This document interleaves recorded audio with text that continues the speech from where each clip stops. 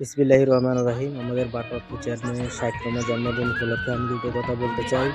আমাদের ভারপ্রাপ্ত চেয়ারম্যান এমন একটা ব্যক্তিত্ব, যেটা পৃথিবীর ইতিহাসে বিরল একটা ব্যক্তিত্ব। ওনার পিতা শহীদ রাষ্ট্রপতি জিয়াউর রহমান ছিলেন বাংলাদেশের স্বাধীনতার ঘোষক।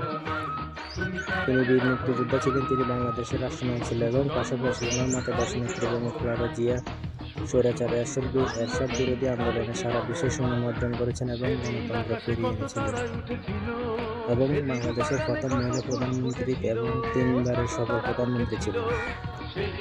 ওনার বাবা এবং মা দুজনেই সফল রাষ্ট্রনায়ক ছিলেন বাংলাদেশের। ওনার সন্তান হিসেবে আমরা আশা করি বাংলাদেশের হারানো গণতন্ত্র পুনরুদ্ধ এবং বাংলাদেশের গণতন্ত্র ফিরে আসবে। দেশের মানুষের কথা বলার অধিকার ফিরে পাবে।